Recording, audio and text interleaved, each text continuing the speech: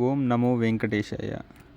ఈరోజు మేము తిరుమలలో శ్రీవారి ప్రధాన కళ్యాణకట్ట 1కి అయితే వచ్చేసాము.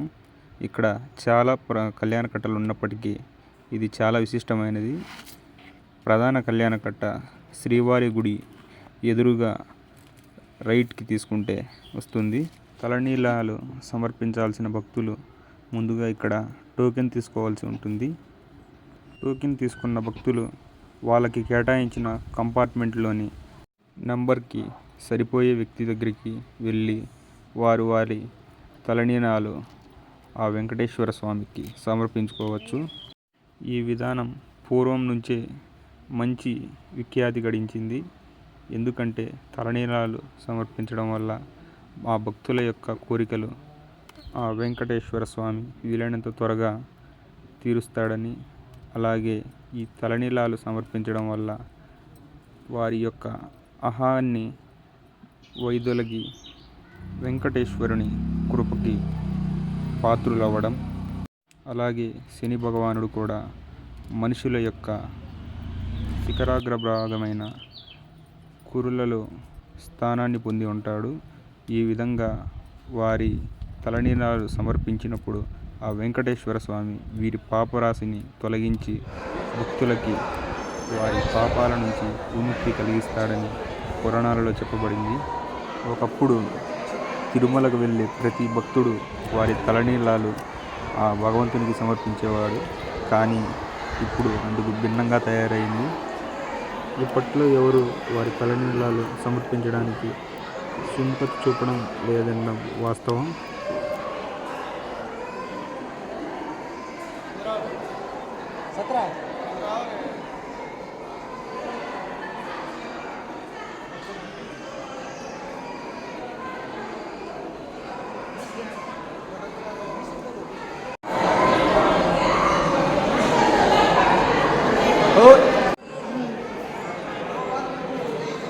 ఇచ్చేస్తారు ఎవరైనా ఇచ్చేసాడా? 100 రూపాయలు ఇచ్చినాడు మీ తమ్ముడు ఫస్ట్. మళ్ళా నేను ఇప్పుడు 50 20 ఇచ్చేసుకుంటాడు ఆయన.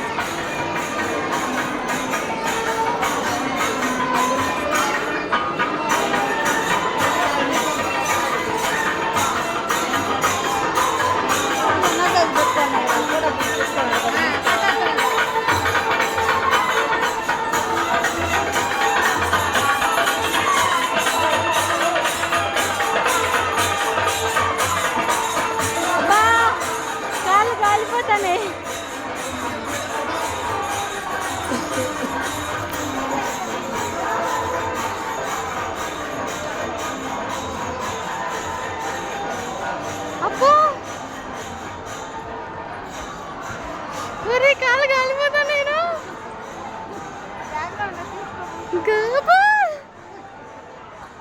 చెప్పలేదా? అబ్బో నీడకి వెళ్ళిపో.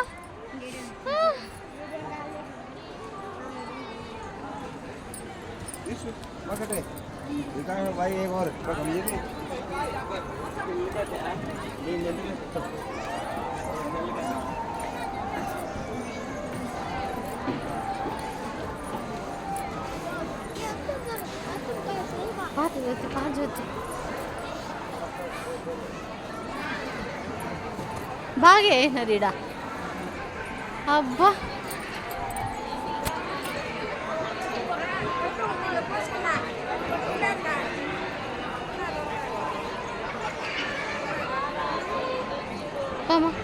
ఎంత బాగుందో కదా.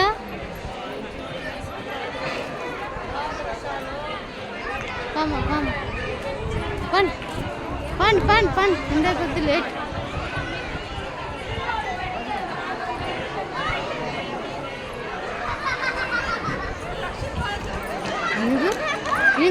మీరు ఇప్పటి వరకు శ్రీ వెంకటేశ్వర స్వామి నృత్య మరియు గాయ కళామండపాలను వీక్షించడం జరిగింది.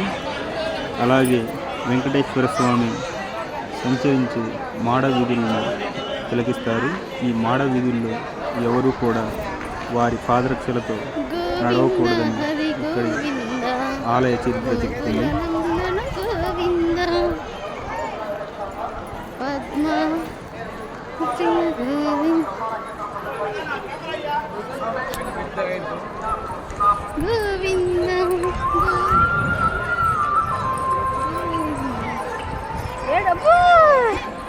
కాలు గాలిపోతుంది స్వామి.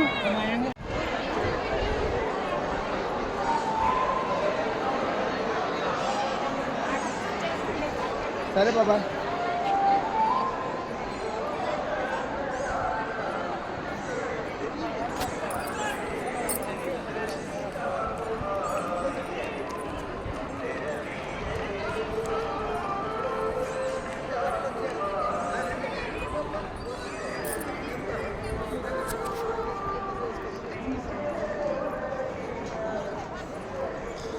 అబ్బా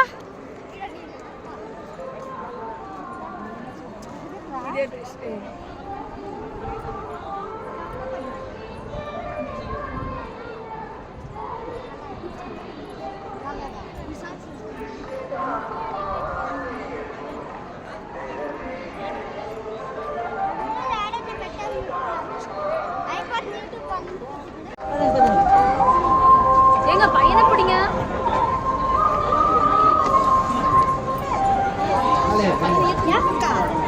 పాండమే కాలిపోతాను అబ్బా. ఆమా గోల్డ్ ఎత్తున్నాగమ్మని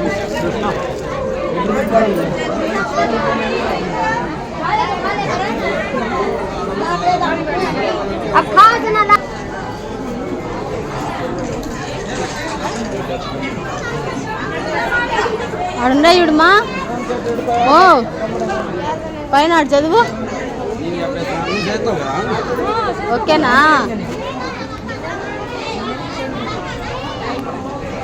ఇప్పుడు మేము తిరుమలలో అత్యంత పుణ్యప్రదాయైన శ్రీవారి పుష్కరిణిని తిలకించి అందులో అందరం స్నానాలు ఆచరించడం జరిగింది. ఈ పుష్కరిణి గురించి ఆలయ పురాణాల్లో చాలా గొప్పగా వివరించడం జరిగింది. ఇక్కడ స్నానం ఆచరించినంత మాత్రాన చాలా పెద్ద పాపాలు చేసిన వారి సైతం ఆ పాపాలు తొలగించబడతాయని ఆలయ పురాణంలో వివరించడం జరిగింది. తిరుమలను సందర్శించాలనుకునే ప్రతి భక్తుడు తెలుసుకోవాల్సిన అతి ముఖ్యమైన విషయం ఒకటి ఉంది.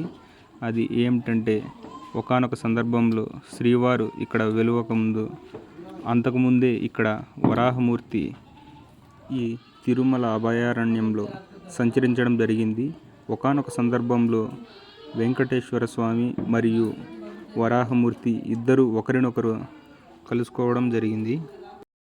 అప్పుడు శ్రీవారు వరాహమూర్తిని ఇక్కడ నేను ఉండేందుకు నాకు కొంత స్థలం కావాలని అడగ్గా వరాహమూర్తి కొన్ని షరతులతో కలియుగాంతం వరకు మీరిక్కడే ఉండాలని తెలియపరచడం జరిగింది.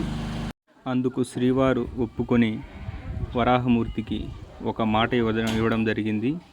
నా భక్తులు ఎవరైతే ముందుగా ఈ పుష్కరిణిలో స్నానం చేసి నిన్ను దర్శించుకున్న తర్వాత నన్ను దర్శించుకుంటే మాత్రమే వారి కోరికలు తీరతాయని, నిన్ను దర్శించుకున్న తర్వాత మాత్రమే భక్తులు నా వద్దకు వస్తారని తెలియపరచడం జరిగింది. కాబట్టి తిరుమలకు వెళ్ళే ఏ భక్తుడైనా సరే ముందుగా తలనీలాలు సమర్పించుకున్న తర్వాత పుష్కరిణిలో స్నానం చేసి అలాగే వరాహమూర్తిని సందర్శించుకున్న తర్వాత శ్రీవారిని దర్శించుకుంటే అధిక పుణ్యప్రాప్తి లభిస్తుంది. దీని తర్వాత మేము తరిగొండ వెంగమాంబ అన్నదాన సత్రమును సందర్శించి అక్కడ భోజనం చేసి శ్రీవారి దర్శనానికి బయలుదేరాము.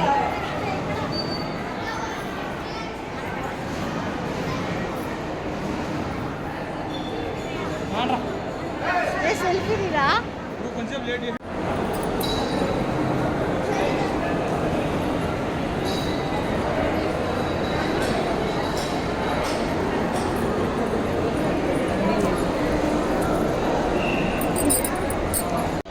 ఇంకోటి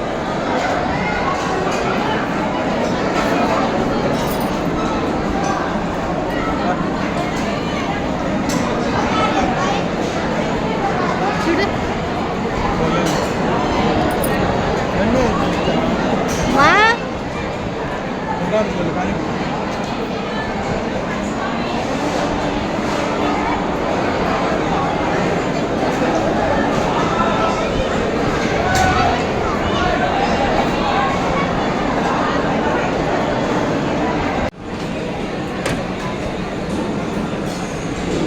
అవంతా మనకి నీళ్ళు వేసుకోమన్నా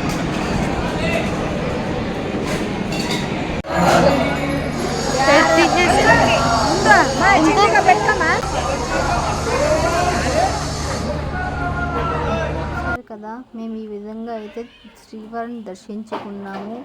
ఈ వీడియో నచ్చినట్లయితే please subscribe, like, share friends. Bye. ఓం నమో వెంకటేశాయ. గోవింద.